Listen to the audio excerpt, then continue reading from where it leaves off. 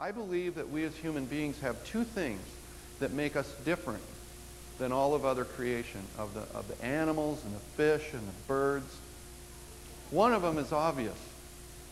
We have the God-given gift of choice between him and evil. True, we weren't sinners until the Garden of Eden and Adam and Eve sinned, but we were given the choice. When we were created, the tree of the knowledge of good and evil was already there.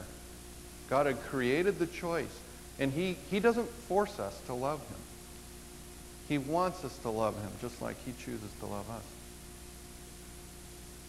So when we choose, and he goes through that process to restore us, it's priceless to him. We literally are worth more money than when he first made us, because we have gone through that restoration process, and he's paid the price to make us perfect.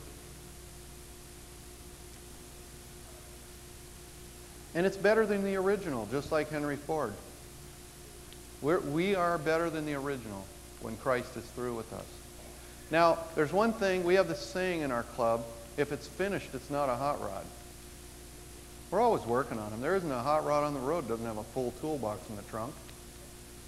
And it's got the polish and all that, because as soon as you go driving, man, you got to shine her up again. Don't want it to get deteriorated.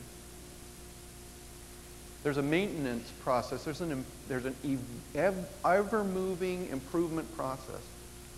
And even though we have Christ as a perfect model, as he moves us closer, we get restored. We are saved.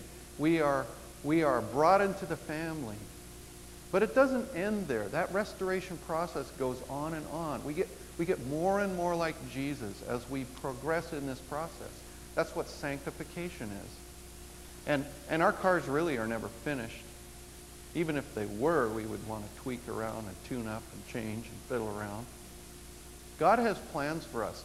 Don't be satisfied with where you are in your Christian journey right now, because Jesus has much bigger plans than you will ever imagine.